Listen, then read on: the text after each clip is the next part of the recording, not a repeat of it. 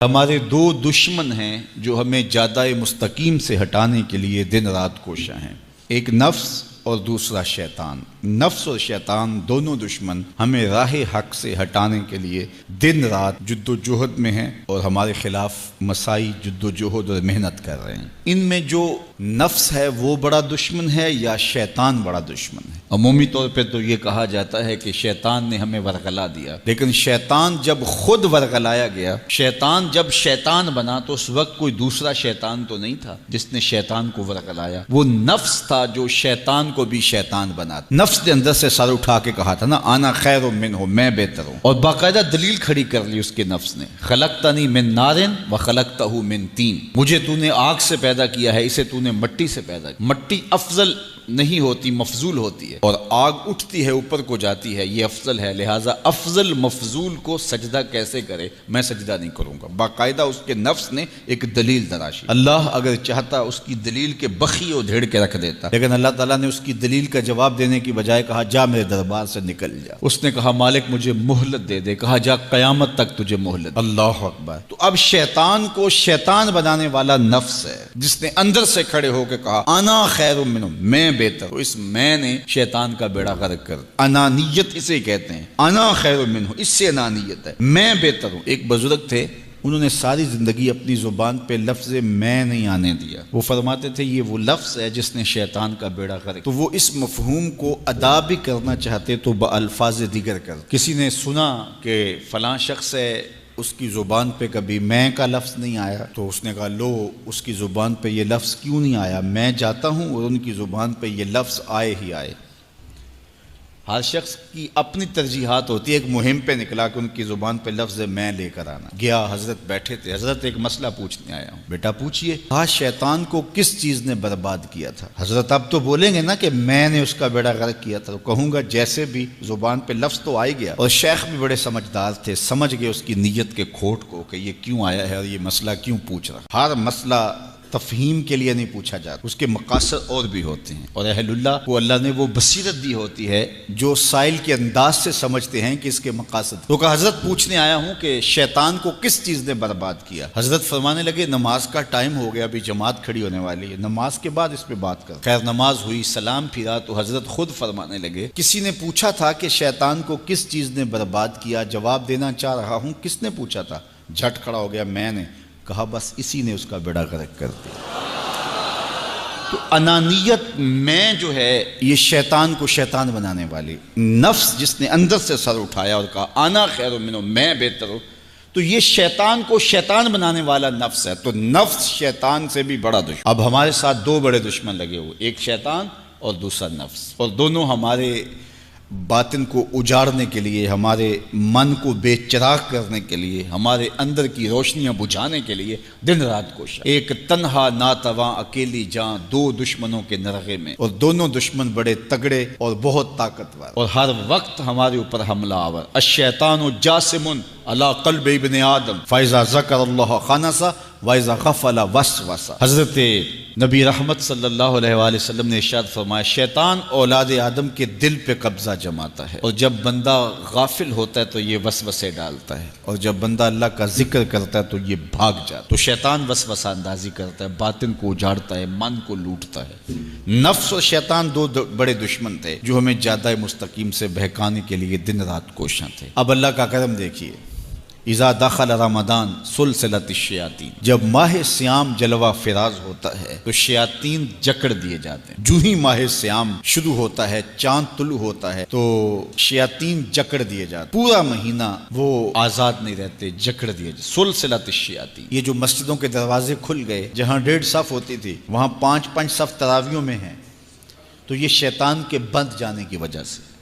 لیکن مہنگائی کا طوفان ہے، بد نگاہی ہے، بد تہذیبی ہے، جھوٹ ہے، دیگر امور بد بھی جاری ہیں، یہ نفس کے موجود ہونے کی، نیکی کا ماحول پیدا ہوا یہ شیطان کے بند جانے کی وجہ، لیکن ہماری برائیاں بدستور موجود ہیں یہ نفس کے موجود ہونے کی وجہ سے۔ اب ہمارے لیے آسانی یہ ہو گئی کہ دو دشمن تھے جن کا ہمارے سے مقابلہ تھا، ایک نفس اور دوسرا شیطان۔ ہمارے لیے یہ سہولت ہو گئی کہ ہمارا ایک دشمن باندھ دیا گیا، اب دشمن ایک ہے جس سے ہم نے ماہ سیام میں، اور وہ دشمن کون کون سا ہے؟ نفس۔ اب نفس کا مقابلہ اتنا آسان بھی نہیں، یہ بہت ڈاڈا دشمن ہے، اندر کا دشمن ہے، گھر کا بھیدی ہے۔ باج فقیراں کسے نہیں ماریا، باہو ظالم چور اندر داہو۔ یہ بڑا سخت اور بڑا شدید قسم کا دشمن ہے۔ یہ اس کی چالیں بہت باریک، شیطان کی چالیں بھی بڑی باریک ہیں اور نفس کی چالیں اس سے بھی زیادہ باریک۔ اب کیسے مقابلہ کریں گے؟ شیطان بھی ہماری متاع عمل کو لوٹنا چاہتا ہے، حتیٰ کہ ہمارے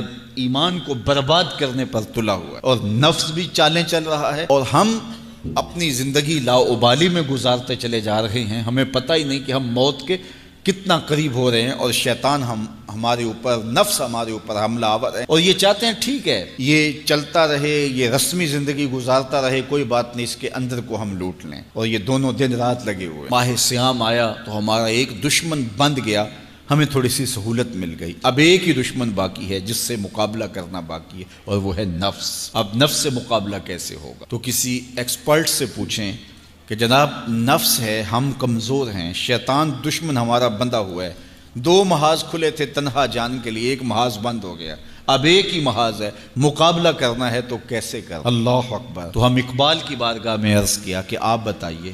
وہ کہنے لگے میں آپ کو اپنے مرشد مولانا رومی کے پاس لے جاتا ہوں۔ رومی کے پاس اقبال لے کر کے گئے تو رومی نے کہا کہ میں آپ کو ایک اور شخص کا پتہ بتاتا ہوں، اور وہ اتنا کامل ہے اور اس شعبے میں اس قدر ایکسپرٹ ہے۔ اس نے کہا ہفت شہر عشق را اتار گشت ما ہنوز اندر خمیں یک کوچام۔ عشق کے 7 شہر حضرت شیخ فرید الدین اتار گھوم چکے ہیں، اور ہم پہلے شہر کی پہلی گلی کے کونے میں کھڑے ہیں۔ یعنی اتنا بڑا شخص شیخ فرید الدین علیہ رحمہ، تو کہا وہ بتائیں گے تمہیں کہ نفس کا مقابلہ کیسے کرنا ہے۔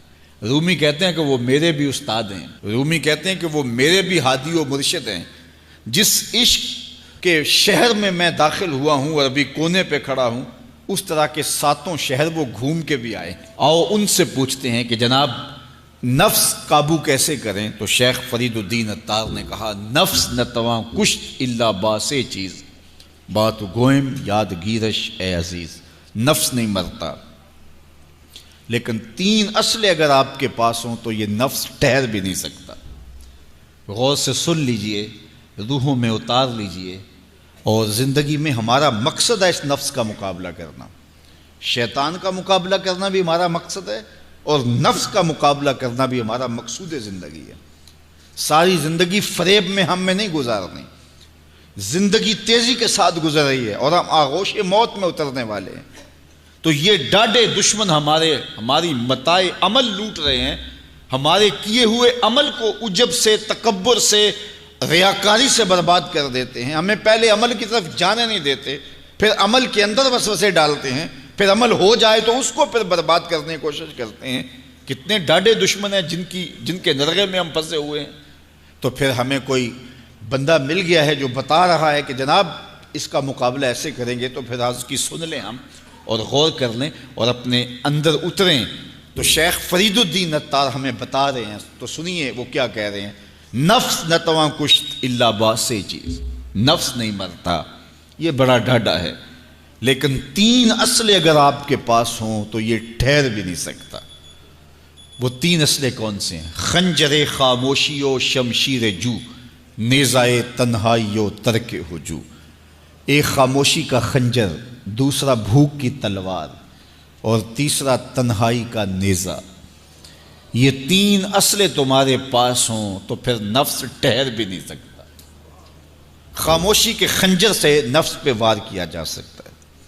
میرے اور آپ کے آقا و مولا نے فرمایا من صامت نجا، جس نے خاموشی اختیار کی وہ نجات پا گیا۔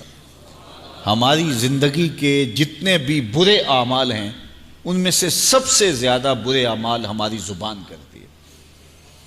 ہمارے ہاتھ بھی گناہ کرتے ہیں، کسی پہ ظلم کریں تو گناہ کرتے ہیں، ہمارے پاؤں بھی گناہ کرتے ہیں، برائی کے اڈے پہ چل کے جاتے ہیں، ہماری آنکھیں بھی گناہ کرتی ہیں، ہماری سوچیں بھی گناہ کرتی ہیں، ہم حرام کمائیں کھائیں تو پیٹ بھی ہمارا گناہ کرتا ہے، لیکن سب سے زیادہ گناہ ہماری زبان کرتی ہے۔ جھوٹ یہ بولتی ہے، غیبت یہ کرتی ہے، بہتان یہ لگاتی ہے، گالی گلوچ سب و شتم یہ کرتی ہے، گلے شکوے کا انداز، ناشکری کا لہجہ یہ اختیار کرتی ہے۔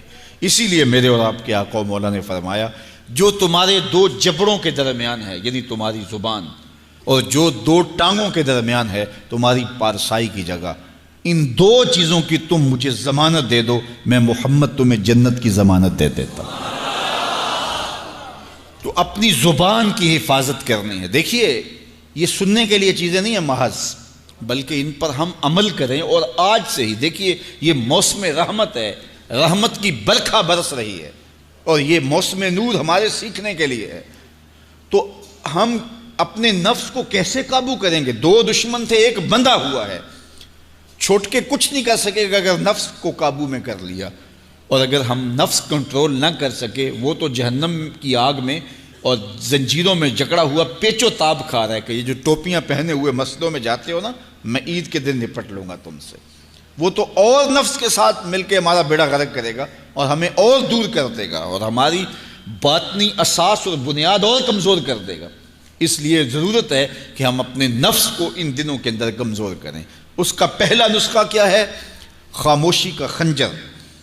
آپ جب خاموشی اختیار کریں گے، زبان کو صرف ضرورت کے لیے استعمال کریں گے، تو پھر نتیجہ کیا ہوگا کہ آپ کے گناہ بہت کم ہوں گے، جھوٹ کم ہوگا، غیبت نہیں ہوگی، بہتان تراشی نہیں ہوگی، دیگر اعمال جو زبان کے ذریعے سے صادر ہوتے ہیں، اور ہم گناہوں میں اضافہ کرتے چلے جاتے ہیں۔ تو زبان کو اگر کنٹرول میں کر لیں گے، اللہ اکبر، حضور علیہ الصلوۃ والسلام نے زبان کے کنٹرول کرنے کی تلقین کی، اور یہ بغیر ہڈی کے گوشت ہے، اس کو سنبھال لیا جائے۔ 32 دانتوں میں جکڑ کے رکھی گئی زبان ہے، لیکن یہ پھر بھی قابو میں نہیں رہتی۔ اس کو کنٹرول میں کر لو، اس کو قابو میں کر لو۔ ایک روایت میں آتا ہے جب صبح ہوتی ہے تو سارے اعضائے بدنیاں زبان کے آگے ہاتھ جوڑتے ہیں کہ بی بی تو نہ کچھ کرنا، تیری وجہ سے ہم سزائیں کاٹیں گے اور اذیتیں پائیں گے۔ تو زبان کو قابو میں کرنا، اور اس کا علاج کیا ہے؟ خاموشی۔ من صمت نجا، جو خاموش ہوا وہ نجات پا گیا۔ خنجر خاموشی، خاموشی کا خنجر ہو تو نفس کے لیے بہت بڑا وار ہے۔ دوسری بات، شمشیر جو، بھوک کی تلوار۔ بھوک کے ذریعے نفس کشی ہوتی ہے۔ نفس کا مقابلہ بھوک سے ہم کر سکتے ہیں، چونکہ جب بھوک ہوگی تو اس وقت بہت ساری خواہشات جو ہیں وہ دم توڑ جائیں گے۔ اللہ کے محبوب علیہ السلام کا ایک فرمان سنیے، بالخصوص نوجوانوں کے نام۔ یا معاشر الشباب من استطاع منکم الباء فلیتزوج فإنہ اغض للبصر واحسن للفرج فمن لم یستطع فعلیہ بالصوم فإنہ لہ وجاء۔ فرمایا اے جوانوں کے گروہ، تم میں سے جو نکاح کرنے کی طاقت رکھتا ہے وہ دیر نہ کرے، جلدی نکاح کر لے۔ کیوں کہ نکاح نگاہ اور پارسائی کی جگہ کا محافظ ہے، تمہاری نظر کو بھی محفوظ کرے گا اور تمہاری پارسائی، تمہاری عصمت کے جوہر کو بھی محفوظ کرے گا۔ تو اگر کسی کے پاس استطاعت ہے تو وہ نکاح کرنے میں دیر نہ کرے۔ فَإِن لَمْ يَسْتَطِعْ، اور اگر کوئی طاقت نہیں رکھتا، اس کے حالات ایسے نہیں ہیں کہ وہ نکاح کر پائے، فَعَلَيْهِ بِالصَّوْمِ، تو فرمایا وہ کثرت کے ساتھ روزے رکھے۔ فَإِنَّهُ لَهُ وِجَاءٌ، روزے اس کے لیے قاطع شہوات ہیں اور اس کی مشکلیں آسان کرنے والے ہیں۔ تو نوجوانوں کو اگر استطاعت نصیب ہو جائے تو وہ شرم نہ کریں، وہ نکاح کی طرف بڑھیں تاکہ ان کی عصمت کے جوہر کی حفاظت ہو سکے۔ لیکن کسی وجہ سے نکاح میں تاخیر ہے تو پھر وہ کثرت کے ساتھ روزے رکھیں۔ روزوں کی کثرت گناہ سے، شہوات سے، برائی سے، گناہوں سے انسان کو بچاتی ہے۔ تو کثرت کے ساتھ روزے رکھے جائیں۔ تو روزہ بھوک جو ہے وہ نفس کشی کا ایک مؤثر ترین علاج ہے، اور یہ میرے اور آپ کے آقا و مولا نے بیان فرمایا۔ تو بھوک کی تلوار جو ہے یہ نفس کشی کا ایک مؤثر ذریعہ ہے، اور نفس کا سر کاٹنے کے لیے بھوک کی تلوار ہمیں ہر وقت حمائل کیے رکھنی چاہیے، اور ہر وقت اپنے ساتھ لٹکا کے رکھنا چاہیے۔ کثرت کے ساتھ ہمیں روزے رکھنے چاہیے۔ تیسری بات فرمایا نیزہ تنہائی، تنہائی کا نیزہ۔ جب آپ عمومی طور پہ مجلسی زندگی میں ہوں گے تو بہت ساری خطائیں اور بہت سارے گناہ مجلسی زندگی میں آپ سے سرزد ہوں گے۔ تو جب آپ تنہائی اختیار کر لیں گے تو بہت سارے گناہوں سے بچ جائیں گے۔ حضرت شاہ نقشبند بخاری علیہ رحمہ فرماتے ہیں کہ فقیر کے لیے سب سے بہتر جگہ اللہ کا گھر مسجد ہے، یا پھر کامل شیخ کی صحبت ہے، یا پھر تنہائی ہے۔ چوتھی جگہ سوائے ہلاکت کے اور کچھ نہیں ہے۔ العافیۃ فی العزلہ، عزلت میں، تنہائی میں عافیت رکھی گئی ہے۔ اس لیے اپنے آپ کو ایسے ہجوم میں، ایسی جگہوں پہ لے جانے سے روکیں، اپنے آپ پر ضبط کریں جہاں نظر پاک نہیں رہتی، جہاں خیال کی پاکیزگی کا سامان نہیں رہتا، اور جہاں آپ کی جو ہے وہ آپ کی زبان محفوظ نہیں رہتی۔ دوستوں کے ساتھ بیٹھیے، آپ عزیزوں رشتہ داروں کے پاس جائیے، ضرور ملاقات کیجیے، لیکن اس کا ایک اعتدال ہونا چاہیے۔ اگر آپ سمجھتے ہیں کہ کسی جگہ جاتے ہوئے، کسی جگہ پہنچ کر آپ کی نظر میں پاکیزگی نہیں رہے گی، خیالات میں گندگیاں گردش کرنے لگ جائیں گی، سوچوں میں آوارگی آنے لگ جائے گی، تو وہ شادی کی تقریب ہو یا کوئی اور تقریب ہو، وہاں جانے سے اپنے آپ کو روک لیں، کیونکہ وہاں جا کے آپ اپنا کوئی فائدہ نہیں کر رہے، اپنا نقصان کرنے جا رہے ہیں۔ تو جہاں آپ کو یقین ہو کہ آپ وہاں اپنے آپ کو بچا نہیں پائیں گے، اپنی حفاظت نہیں کر پائیں گے، تو وہاں سے تنہائی بہتر ہے، وہاں سے عزلت بہتر ہے۔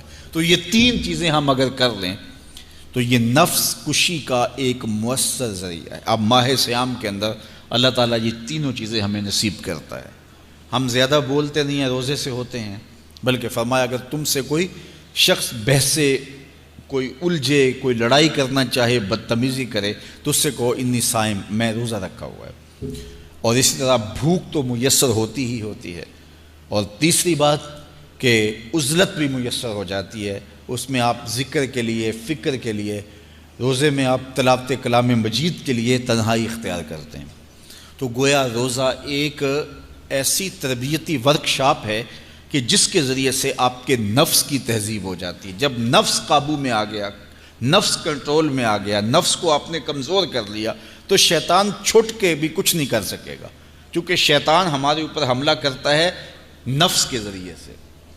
باہر کا دشمن ہے اور نفس اندر کا دشمن ہے۔ ہمارے دیہاتوں میں چوری ہو جائے نا تو بوڑھے بزرگ مل کے بیٹھ جاتے ہیں کہ بتاؤ چوری کیسے ہوئی، تو ایک نقطے پہ سارے متفق ہوتے ہیں، اور وہ نقطہ یہ ہوتا ہے کہ کوئی اندر کا بھیدی ضرور ہے۔ جب تک کوئی اندر کا بندہ نہیں تو باہر سے کوئی آ کے از خود چوری نہیں کر سکتا، تو کوئی اندر کا بندہ ضرور موجود ہے۔ نفس اندر کا بھیدی ہے اور شیطان باہر سے آ کر حملہ آور ہونے والا ہے۔ اس لیے شیطان کو اندر آنے کا موقع نفس دیتا ہے۔ نفس کو ہی کمزور کر لیجئے، وہ آپ کا ساتھی بن جائے، نفس امارہ، نفس مطمئنہ بن جائے، اور وہ نفس جو برائی کا حکم دیتا ہے وہ نفس امارہ کہلاتا ہے۔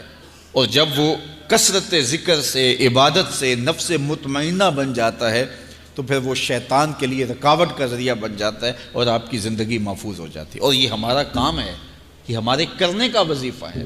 دیکھیے حضرت انسان کو اللہ نے اختیار دیا، زندگی دی، فہم دیا، ادراک دیا، گناہ کی قوتیں اور نیکی قوتیں ساری اس کے ساتھ لگی ہوئی ہیں۔ اس نے صرف ایک لا ابالی شخص کی طرح زندگی نہیں گزارنی کہ جو سامنے آ گیا کھا لیا اور جو زبان پہ آ گیا بول دی، ایسا نہیں ہے۔ یہ تو انسان ہے، اس کو تو اپنی زندگی کی راہیں خود متعین کرنی ہے کہ میری دنیا آخرت کے لیے نفع بخش کیا چیز ہے اور نقصان دہ کیا چیز ہے۔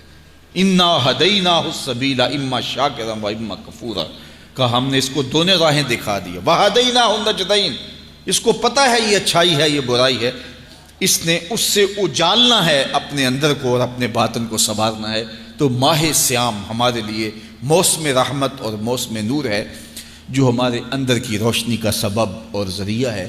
تو آئیے یہ موسم اللہ نے ہمیں نصیب کیا، قرآن مجید کی کثرت سے تلاوت کریں، نفس کمزور ہوگا، تنہائی اختیار کریں، نفس کمزور ہوگا، اپنی زبان پہ قابو کر لیں، نفس کمزور ہوگا، بھوک تو ہم روزے کی وجہ سے کاٹتے ہی کاٹتے، نفس کمزور ہوگا۔ اب شیطان چھٹ کر بھی عید کے دن ہمارا کچھ بگاڑ نہیں سکے گا اگر ہم نے اپنے نفس پہ قابو پا لیا، اور اگر نفس پہ قابو نہ پا سکے تو شیطان تو پھر پیچ و تاب کھا رہا ہے، اور وہ ہمارے اوپر پھر اور زور و شور کے ساتھ حملہ ہوگا اور ہماری متاع عمل کو لوٹ لے گا۔ تو پھر کیا فائدہ ہوا کہ سارے مہینے کی محنت کی، عید کے دن، عید سے 4-5 دن بعد ہم نے لٹا دی، تو فائدہ کیا ہوا؟ اللہ نے اس عورت کی مثال بیان کی ہے قرآن میں جس کا توازن ذہنی ٹھیک نہیں تھا، اور وہ سارا دن سوت کاٹتی رہتی تھی اور شام کو اپنے ہاتھوں سے توڑ دیتی تھی۔ تو کہا کہیں ایسا نہ کرنا کہ تم بھی اس عورت کی طرح ہو جاؤ کہ اپنے ہاتھ سے کاٹا ہوا سوت اپنے ہاتھوں سے ہی توڑ دو۔ پورا مہینہ بھوک کاٹی، پیاس کاٹی، تکلیفیں گوارا کیں، اور شام کو جو ہے وہ اپنے ہاتھ سے ہی وہ سوت کاٹنے والی خاتون سوت توڑ دیتی ہے۔